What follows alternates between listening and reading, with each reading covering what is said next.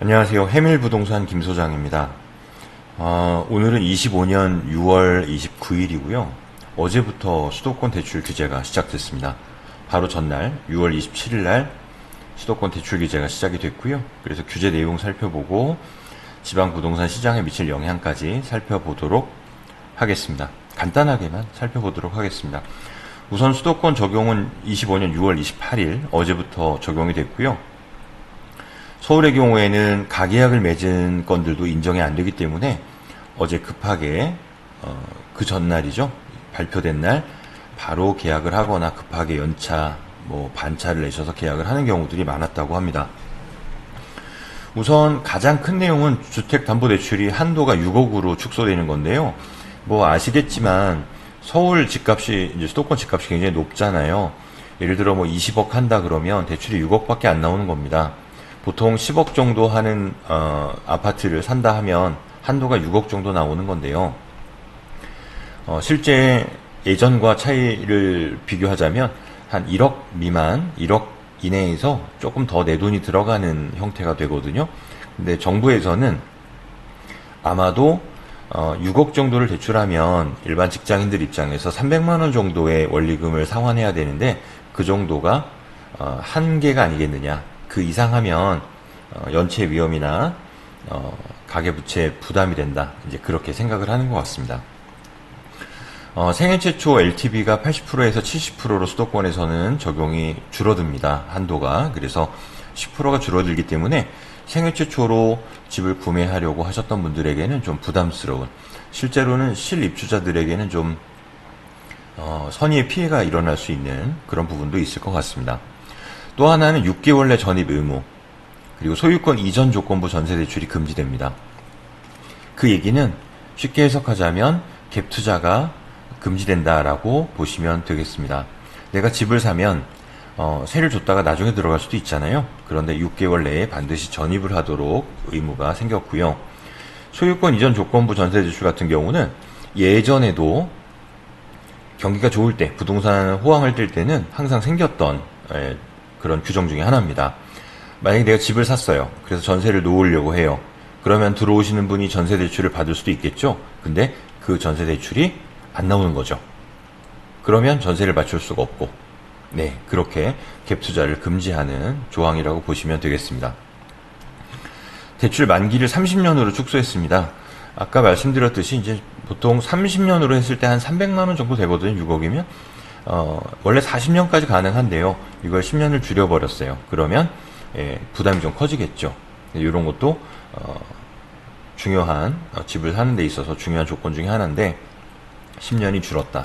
그래서 이런 조건들을 하나하나 따져보면 이전 정부들, 전전 정부들에 비해서도 굉장히 강력한 대출 규제라고 보여지고요. 또 그렇게 평가를 받고 있습니다. 그래서 당분간은 수도권, 서울 특히 집값은 좀 잡히지 않겠느냐 그렇게 보고 있는데요.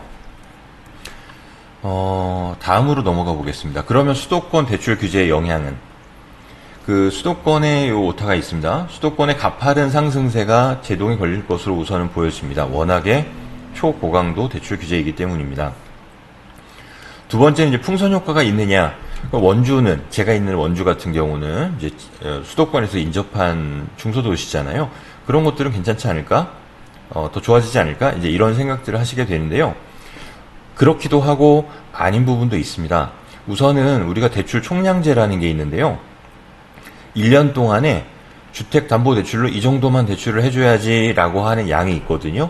근데 그 양을 50%로 줄여버리겠답니다. 그럼 50%를 줄여버린다고 하면 지방으로 그럼 가서 집을 사야지 했던 수요가 줄어들 수밖에 없죠. 대출량이 줄어드니까. 그래서 그 부분이 하나의 이제 하나의 안 좋은 방향으로 작용을 할 거고요. 또 한 가지는 아직까지 지방은 소유권 이전 조건부 전세자금 대출이 막히진 않았습니다. 그 얘기는 수도권에서 집을 투자하려고 했던 분들이 야, 갭 투자가 막혔으니까 원주 가서 하자. 그래서 원주로 내려오시면 갭 투자가 또 가능하다는 얘기죠, 지금은. 그래서 어느 정도는 또 대비책이 있고 또 어느 정도는 원주에도 좋은 효과가 있을 거라고 보여지는 부분입니다. 반반이죠. 그래서 지금 경기가 또 워낙 안 좋잖아요. 그래서 단기적으로 뭔가 큰 효과가 있을 거다 이렇게 보진 않습니다. 대출 총량제 규제도 있고 또 조만간에 소유권 이전 조건부 전세자금 대출이 막히면 네, 당장은 지방으로 흘러내려오는 풍선 효과는 좀 줄어들지 않을까 이렇게 생각이 들고요. 원주 같은 경우는 아무래도 저평가된 지역이나 아니면 분양권들, 특히 무실동 부분이나 이런 각광받고 있는 그런 분양권 시장, 그리고 일부 저평가된 곳, 이런 곳들은 조금 영향이 있지 않을까 그렇게 생각을 하고 있습니다. 그래서 핵심 지역 분양권 또는 원주 기업도시, 예, 워낙 저렴하잖아요, 기업도시가. 그리고 앞으로 다가올 호재들도 굉장히 많고요. 원주 기업도시 같은 경우는 36만 이상의 원주, 인구 36만 이상의 강원 최대 도시입니다. 2018년도부터 입주를 시작한 계획도시고요. 현재는 500명에서 시작해서 3만 2천 명으로 성장한 도시입니다. 연세대학교 세브란스 기독병원, 제2기독병원 개원 예정으로 있고요. 현재 5월 9일부터 설계가 들어가 있습니다. 경강선 전철이 개통 예정으로 있고요. 신평 농공단지도 착공 예정으로 있습니다. 25년 9월 달에는 의료첨단산업단지 선정을 앞두고 있어서 원주 기업도시도 도전장을 냈기 때문에 그 원주 기업도시가 이제 의료 쪽의 메카기도 하죠. 문막의 동화 농공단지, 문막산업단지 이런 쪽에 의료기기가 굉장히 많이 들어와 있습니다. 그래서 기업도시도 그의 영향을 받을 것으로 선정되면 큰 영향을 받을 것으로 보여집니다.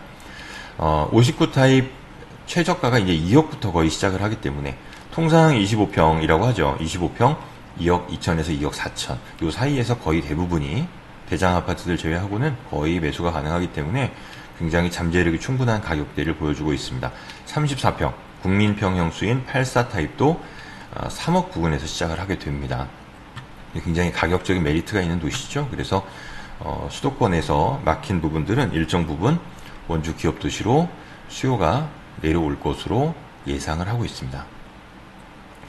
우리 구독자분들도 그렇고 간단하게 뉴스에서 나오는 소식, 뉴스 안 보시는 분들도 계셔서 간단하게 정리를 해드렸고요. 저희는 자세한 내용은 25년 오늘이 6월 29일이니까 다음 주 수요일 수요 라이브 때 또 소식을 전해드리도록 하겠습니다. 그때는 저희 그 분양권 같은 경우에 예전에 이제 남편분 명의로 돼 있으면 주택수 때문에 아내분으로 명의 변경하고 이렇게 해서 주택수 중과를 피했었잖아요. 그런 게 이제 작년 12월에 또 변한 규정들이 있거든요. 그런 변화된, 작년과 올해 변화된 규정들을 좀 살펴보는 시간을 다음 주 수요일에는 갖도록 하겠습니다. 오늘 여기까지 전해드리겠습니다. 해밀부동산 김소장이었습니다.